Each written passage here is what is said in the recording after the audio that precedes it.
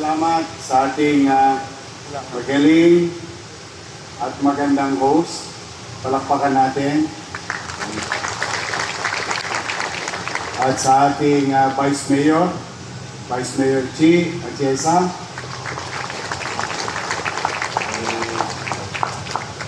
Sa inyong lahat na naparito na magpapasakal, papakasal. Sigurado na ba kayo? Ha? Mabilis lang to. But this will be a lifetime commitment to one another. Yung iba naman sa inyo, mukhang tinagana ng panahon sa pagsasama. But I'm happy na napagtanto-tanto ninyo after 80 years. Ikakasal na rin kayo. Natuluyan na tayo. Sa hinaba-haba man ng prosesyon. Sa kaldian, kasal din ang tuloy. Tatay, natutuwa naman ako. But I'm really happy for you guys. Kaya po ito'y ginagawa ng inyong civil registrar. At dala ng ang gusto ng pamahalang lungsod ay kalaunan, kayo'y marahil may anak na, at yung iba'y mag-aanak pa. Kalaunan, ang bawat pamilyang Manileño ay protektado ng batas. Kasi sa loob kayo ng mga alituntunin ipinatutupad ng ating lipunan. Magandang kayo'y nagmamahalan, lalo't sa simula. Pero meron akong aral na natutunan. Ito'y na-share sa akin ni Secretary Letlet Sarcal. Ewan ko kung totoo. Tanungin ko nga yung mga lalaki. Totoo kaya na ang pagsasama o pag-aasawa sa simula lang mahirap? Totoo ba yun? Maraming adjustment. Iwala yung dekolor sa puti. And so on and so forth. Maraming pagkatalo. Pero sabi niya, habang patagal daw ng patagal ang pag-aasawa, pahirap ng pahirap. Totoo kaya? Totoo kaya? Parang ayaw nyo na.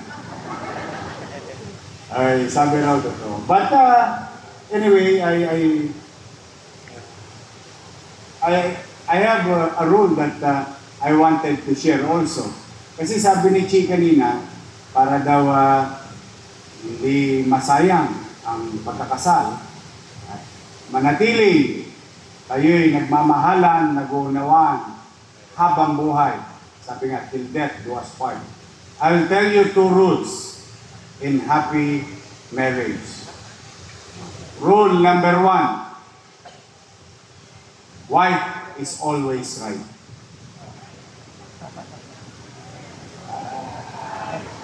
Ngiti ng mga babae hanggang gilagid, kita-kita. Rule number 2, if you think your wife is wrong, refer to rule number 1. Wala kang kawala, madaling salita. Happy wife? Alam mo, ang mga babae para rin natin inayan. No? Pinalagaan, pinagmamalasakitan. Kaya, pag may notification na, kumanda ka na. Shopping. Minsan, ang mga kababaihan, konting lang din lang. Ano naman mahirap talaga maging babae na nangangalaga at ilaw ng tahanan. At the same time, mahirap din maging lalaki. Kasi, siyempre, umaasa sa atin ang ating mga mahal sa buhay. But, kidding aside, ipinagpapauna ko na. Bago kayo magsisihan, ipinagpapauna ko na. Walang perpektong pagsasama. Ulitin ko ha. At ito'y isa puso niyo na to habang buhay. Walang perpektong pagsasama. Wala man sa loob ng kasal o nasa loob man ng kasal. Walang perpekto. Bakit? Two different human beings with different genetics. Magsasama kayo. Paggising pa lang sa umaga, hindi ka pa nag-iilamos. Pagkita mo sa nangka, parang tumaba yung misis ko. Parang lumalaki ang tiyan ng mister ko. There will always be differences. Laging may pagkakaiba. Pero pag nangibabaw sa atin ay pag-uunawaan at pagmamahalan. Lagi niyong iisipin, nung sinagot ko ba yung jowa ko, bakit ko siya sinagot para maging nobyo ko? At the same manner, nung sinagot ko ang girlfriend ko, o sinagot ako ng girlfriend ko, bakit ko ba siya niligawan? Ano ba ang nagustuhan ko sa kanya? Kasi of all these years, mas mahaba mga panahon na inyong pagsasamahan, marami kayong kakaraping suliranin, lalo na pera. Yan. Minsan, yan ang baga sa loob ng tahanan. Konting gasolina lang, magliliyab na kagad. Kaya, ang pag-uunawaan, kailangan laging mangbaba.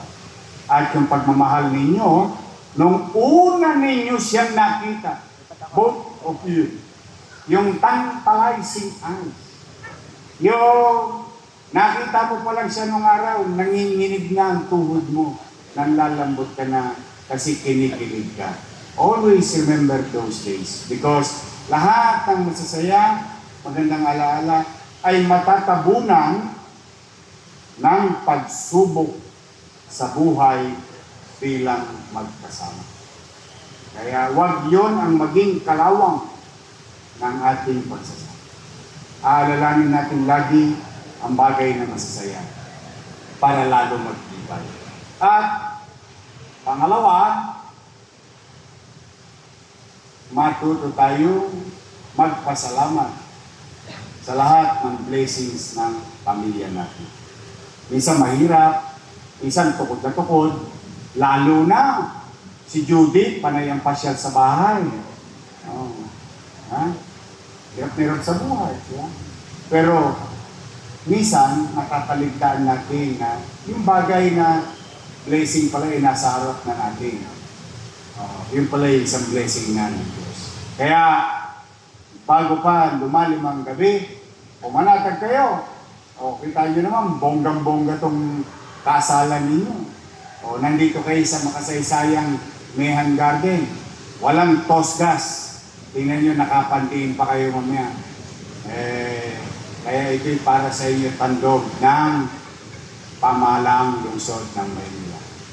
And before I end, and to continue now to the celebration,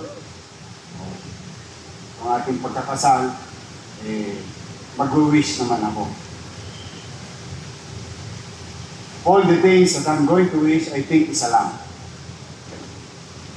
Good health to one another.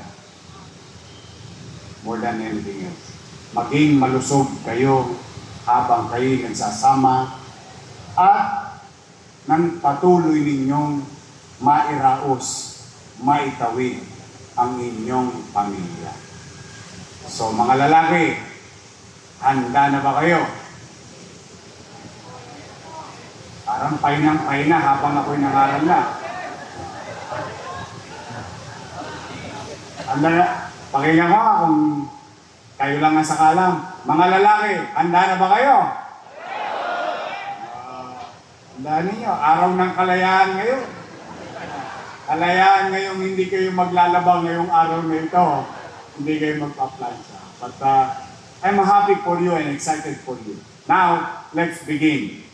Inahan niya na tumayo ang lahat ng ikakasal.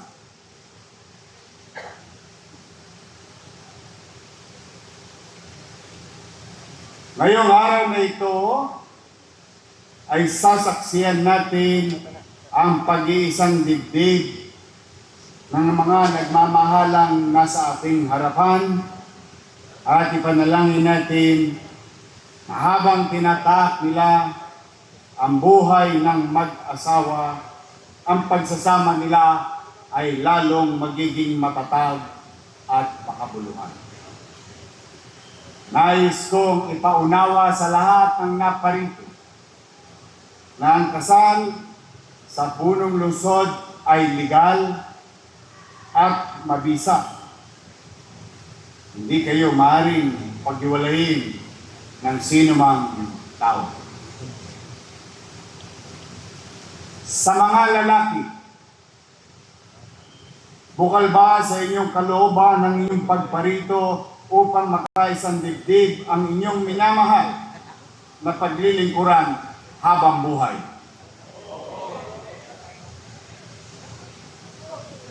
Kayo namang mga babae, bukal ba sa inyong kalooban ang inyong pagparito upang makaisang dibdib ang inyong minamahal na paglilingkuran habang buhay?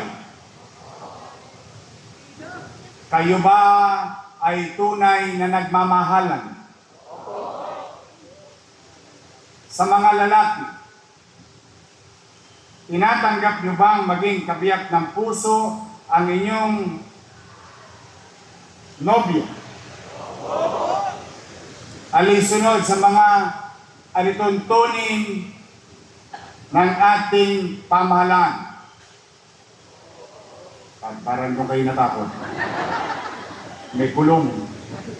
Dito pag nahuli, may kulong. Sa mga lalaki at babae, nakahanda ba kayong paglingkuran ang isa't isa habang buhay bilang asawa niyo? Kayo naman mga babae, tinatanggap mo ba maging kabiyak ng puso ang iyong nasa harapan o nasa tagiliran? Baka iba yung masabihan nyo. Alinsunod sa mga batas at alituntunin ng ating pamahalaan. Nakahanda ba kayong ibigay ang inyong sarili sa Kanya bilang asawa niyo? Paglilingkuran at mamahalin mo ba ang iyong kabiyak at ang inyong magiging mga anak? Ngayon, magharap kayo sa isa't isa. Wala pang tuklawan ha. Singsing pa lang to. Yan lang singsing. Mauna ang lalaki.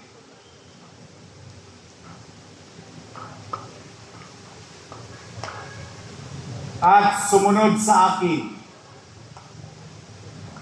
Sambitin ang pangalan ng babae.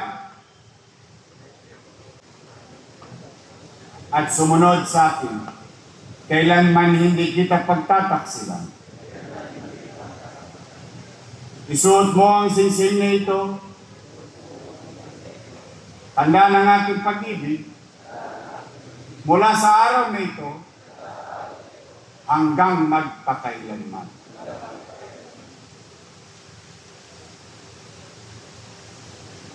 Next, mga babae naman, it's your turn. At sumunod sa akin. Sambitin ng pangalan ng lalaki.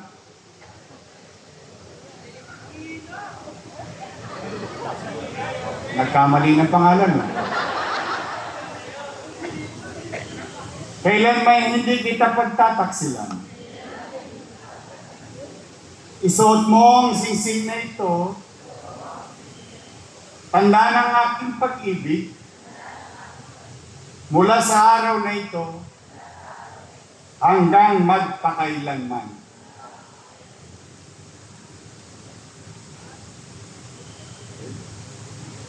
Umarap muli sa atin.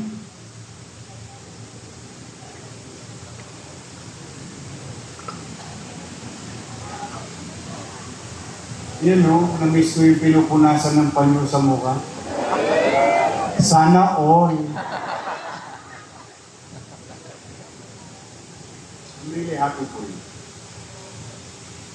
Kung ganoon, sa bisa ng kapangyarihang ipinagkaloob sa akin ng mga umiiral na batas bilang punong lungsod ng Maynila, ay aking kinakasal at pinahayag na kayo ay legal at ganap ng mag-asawa. Congratulations! Oh, magarap-harap. Tandaan lang ha. Wait, sayang yung moment. Oh. Ready na kayo? Eto na. Ulot po, cute na. Oh, sabay-sabay. You may now kiss the bride. Oh. Patagalan, masyado naman parang 5 seconds ako bibilang. One more time with feelings. 1, 2, 3, 4, 5. Congratulations! Palakpakan ninyo ang mga sarili.